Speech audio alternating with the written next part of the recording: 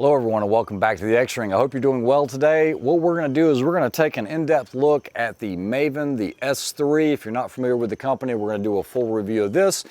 But even more so, if you're looking for a spotting scope in the market, I'm going to give you a full review and my thoughts of all these other spotting scopes after using them for a year or a few years, and tell you what I like and don't like about them. It will be very candid on some of my thoughts, but just remember they're my thoughts and opinions, right or wrong, so stick around.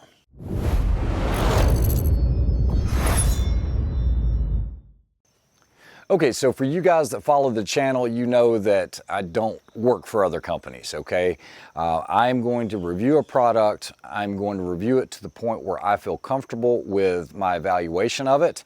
I never rush a review out, and I rarely reach out to companies for that reason. I kind of do things on my own to give you guys a really good opinion on something. I don't do drop dates or anything like that, you know, and them giving me 2 or 3 weeks to review something. Unfortunately, that makes them angry with me. That's why I don't really reach out to many companies. But in this case, this Maven, I've actually had this for about 6 months. Those guys have been very patient. They've not bothered me about it.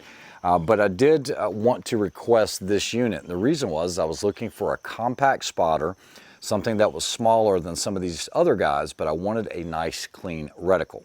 If you're not familiar with Maven, Maven was born out of a set of enthusiasts that wanted to start their own optics company in the mountains of the United States. A lot of experience hunting and everything else. I actually had some friends that shot for Maven, and they always did really well. They said they're really good optics. You need to check it out. The glass is really clear. The tracking's great. But this isn't about their scopes. This is about the spotting scope.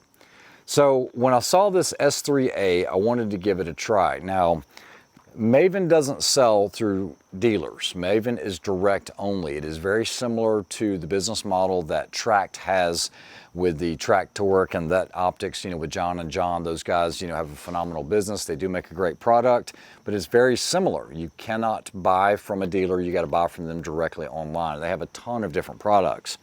Now, if you're looking for something that is $400, $500, $600, this is not it. This spotting scope right here is going to run you $1,600 with a mil-radian reticle, but it's got Japanese glass, it's assembled in the USA, and it is good quality stuff. I can tell you that because it's been bouncing around in my truck. I've been using it at the schools, and I'm very impressed with this compact spotter. As a matter of fact, most of the students that have been to the Long Range Academy have had a chance to look through this, as well as some other spotting scopes. We usually have all of these out so that everybody can kind of look and see, so that they can make a very informed decision if they're looking at purchasing a spotting scope. Guys, if you're going to get into long range shooting and you shoot with someone, or you're going to spot for someone, I think a spotting scope is invaluable. But even if you're by yourself, you guys know that I do give shout outs to Olin. All of these are set up with the Olin snapshot system. This is how I get you guys the downrange footage, whether it's from the sub-MOA at 1 mile challenge or not. But even if I'm by myself and I need help spotting, I can throw my phone on here, record, do my shooting, and if I miss a shot or I need to see where it went, I can always review that footage, and it's just crystal clear and super easy. And they actually make one for this Maven, so it's pretty cool. So on this Maven, it will come with one eyepiece. You have to choose the eyepiece. You can go with a mil-radian. In this case, it's a 24 power by 67 objective mil-radian. It has great quality. It is up armored, has a rubberized coating all around it. The machining on the checkering for the focus ring on the reticle or your main focus, it's quality, guys. It really is. If you don't like the color, they do make it in solid black as well. It does come with a sunshade. It is a large sunshade, so you can tell it'll definitely take an impact, but it's up armored as well. It does have a lock ring here that you can unlock and take the eyepiece off to put a standard zoom eyepiece on there if you like, which is going to cost you about $300 for a, let's say, 20 to 40. And so you've got to choose what you want, because if you want both, you're going to end up being about $1,900 all in. The quality is there. It does rotate, so if you needed to adjust the cant on your tripod, you can do that. It does have the detents for the different angles if you're going to offset, and there are reasons that you would want an angled or straight eyepiece depending on the application. If you're spotting all day long and you're working as an instructor, you're doing this professionally, you can't do long range spotting without a good spotting scope. This will actually fit that bill. The reticle is super, super clean. I'm going to give you guys a visual of what this reticle looks like. It's just super clean. The information that I need is there. If I need to give a student corrections in milliradians, I've got all that information without obscuring the target or any of that field of view. I kind of like just the clean horizontal without a vertical steady line coming up through the middle. So, like I said, I've been using this for about 6 months and I think it's phenomenal. So if you're looking for a quality spotting scope that's a little smaller than some of these other larger units, you might want to give them a look. Like I said, I have no association. I don't do affiliate links and all that other stuff, but I did want to give you my evaluation of this Maven S.3A. So now let's get into the candid talk with some of these other spotting scopes and see what my true thoughts are about them. Now guys, another thing to keep in mind is there's no way I can cover all the spotting scope manufacturers. I'm going to do this video and there's going to be 50 comments about why I should have done this review on this spotter that I don't have. And I can't have all of that. So what we're going to do is we're going to break this down from the top tier, kind of working our way down. All right, first up, the most expensive spotting scope I own is the Swarovski, the STR-80. This is what I usually do the spotting with for most of the students. This is what you'll usually see me at a match with. And the reason is it has a digital reticle. So phenomenal. I don't know any other companies that are doing digital reticles that you can adjust, you can turn it off, you can have it right there. It is a first focal plane, so everything from milling targets to you name it does a great job. However, this is going to set you back about $5,000. Now I'm going to get all the way down to about $400 spotting scopes, so don't fret yet. I just want to give you my evaluation of this. This has been a phenomenal spotting scope. It really has been. It is kind of up armored. The whole thing is ruggedized. You do have a great lens cap cover here on the end. It's very thick rubber. You don't have to worry about getting damage on your eyepiece whenever you throw it in the truck or anything like that. They just didn't think about this end. They provide this chintzy little rubber cap that will not stay on for any reason, even without the Allen adapter.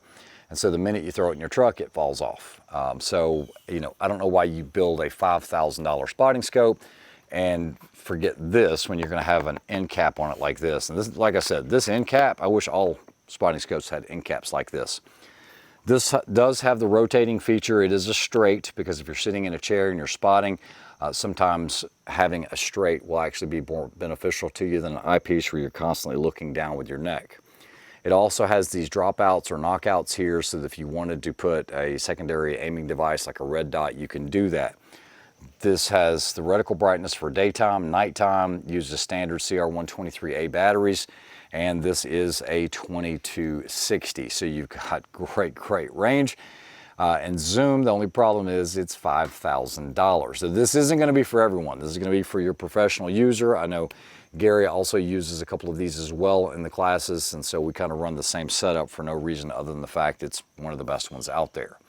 So now what we're going to do is step down to the Zeiss Harpia. All right, one last thing I want to mention, and not that the guys in Austria would actually give two craps about me or anything like that, but you guys did a phenomenal job, and Swarovski is a huge company. I've been to your facility and the museum and all that other stuff. But who in their right mind makes a scope like this that's $5,000 that does not offer a impact case, something that you can completely cover it?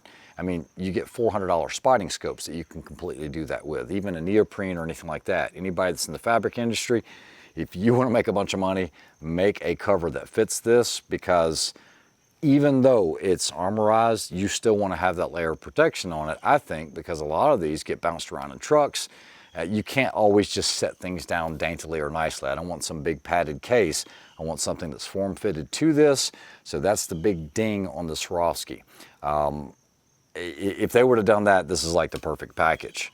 So let's go over to the Zeiss Harpia next.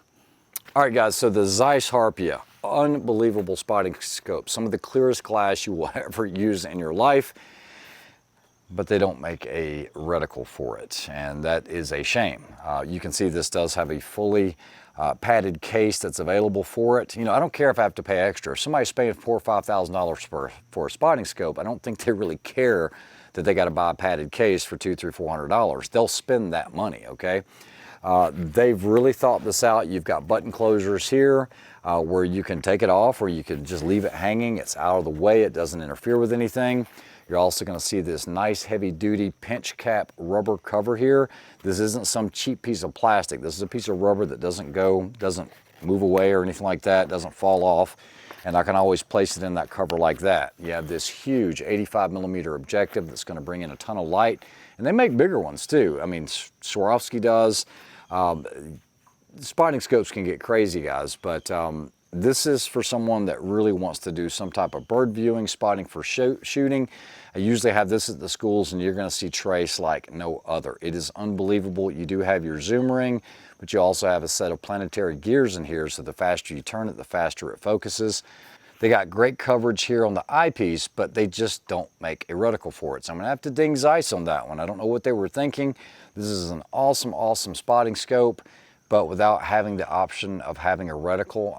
I understand that reticles aren't cheap, but you're not making a cheap spotting scope. Why would you not offer that? So that is the Zeiss Harpia. You're going to be about $4,200 on this, and this has been a great spotting scope for me, and then also for students seeing trace. You will see trace like no other using this spotting scope, and I really don't have anything bad to say about it other than make a reticle for it. Let's move on to the next one.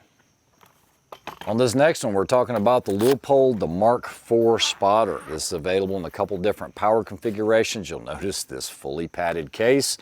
Whether that came from a military requirement or something, I don't know, but that's how you do it. You need a fully enclosed case so that you can keep all the dust, dirt, debris off of it and give it impact protection. Even though it has up armor all over the entire unit, having a case makes it better. This is good enough for operations all over the world. It is a great spotting scope. It's going to set you back about $2,500 depending on your reticle choice. It is a first focal plane spotting scope, so it does have a reticle in it, although maybe a little antiquated on what some of their offerings are with reticle choices now, especially from these other companies. So they need to, I think, update that. I do like that they have the different zoom magnifications for different models. You have a great, easy to use eyepiece here for focus. You just don't have a reticle focus. Not everyone has 20/20 vision. Even if your vision is better than that, let's say you have 20/10, you're not going to be able to get your reticle focused clearly, and it's going to be blurry when you're using the higher magnification. It's just the downfall of this. I hate it when companies just kind of sit on their laurels and don't update things, because this has remained unchanged for I don't know how many years, and a reticle focus would be rather simple. This is a solid spotting scope. If you're looking for the one that will do it all, that offers a huge field of view, especially with that first focal. You know, this is a 12-45, I think, or something like that.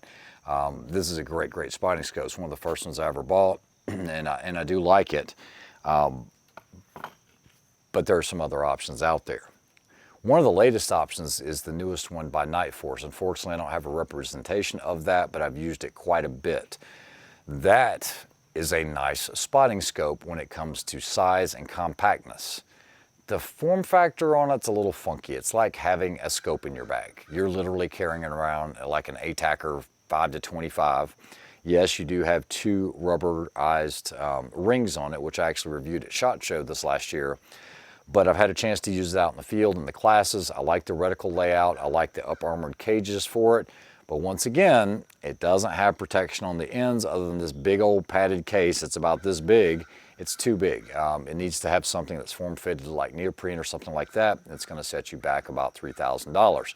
Great option though, and an unbelievable field of view. Like if you want to see the field, the world out of your spotting scope, you can dial it all the way back to where you can see everything. So kudos to them on that. So what we're going to do now is kind of step it on down to a Vortex. All right, this is a Vortex. This is not the Razor HD, which used to run about $3,000. They've come down quite a bit. This was the Viper HD, and comparing them side by side, I don't know why you'd ever buy a Razor. If you have a Razor and you bought it, you paid a lot for it and you didn't get much more than what this Viper offers. I hate to say it, but it's true. You're not going to be able to tell the glass clarity that much better, and for most people it's going to be subjective anyway. I think that it is better in the Razor. However, this is a third of the price when it came out. This is less than $1,000, and that includes the eyepiece, if you want a mil-radian eyepiece or if you want an MOA. Come on, they even give you full coverage, objective, your ocular, You got a neoprene case that covers it. I mean, they did it right. I mean, Vortex actually listened to the customers and came out with a product that was sub $1,000 and bang for the buck. I don't know if you can beat it. There are some other ones in there too, guys. There's a company that I used when I was in Wyoming. It's called Revic, and they had a compact spotter very similar to the Maven. It wasn't cheap. It was about $1,900, but it had dual reticles. It had an MOA reticle in one corner and a mil radian in the other. So if you're an instructor and you want to be able to give corrections to any student instantly without having to do the math on it, on giving them their correction, there are some good options out there. There's also another one, and I don't have one of these, but I've used it quite a bit, and that's the Athlon. That's the Aries G2, the Gen 2. That is available with an eyepiece, and you can get into that for about $850 to $900. The glass is very, very clear on it, good enough anyway. And before you guys start poo-pooing all these other scopes, you know, I don't hear everybody else complaining about the Arkans. You know, the glass quality on the Arkan, while it's not a ZCO or a Nightforce or a Tangent, it's good enough to get the job done. But I would highly recommend checking out that Athlon, that Aries G2. That's actually a really, really good spotting scope for less than $900. And it also has a really clean reticle. And you just have to think about that in regards to a spotter. How much do you have to spend?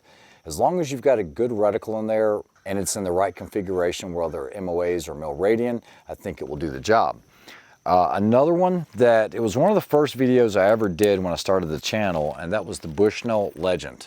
And you guys might say, well, that's just pretty much just a straight copy of the Leopold Mark 4. And yeah, it pretty much is. It's a compact prism spotter. Form factor is almost identical to the Leupold, if you flipped it upside down anyway. But what they did that's better than the Leupold is they have a focus, they have a reticle focus, they have your standoff, they have your eye cup, so they did this end better, okay? And their reticle choice, while it's not the greatest, it has the subtensions out on the ends, you still have 2/10 graduations you can still give calls with, and this is sub $600. So the glass isn't the greatest, but it will do what you need to do. And I think for having a spotting scope always available, throwing it around in the truck almost like a consumable, is a great way to think of this. And while you might have some inclusions in the glass, remember it is made by Bushnell and they're going to have a lifetime warranty. Regardless of where it's made, you know, whether it's made in China or whatever, it'll get the job done, and I think it's a good option. So a lot of candid thoughts about spotting scopes. I know it was long-winded, but you know, I gave you good examples of them. I hope you guys enjoyed that, and we'll try to come back at you from Austin, Texas next week. You guys take care, have an awesome week, and tell your family you love them every day. We'll talk to you soon. Have a good one.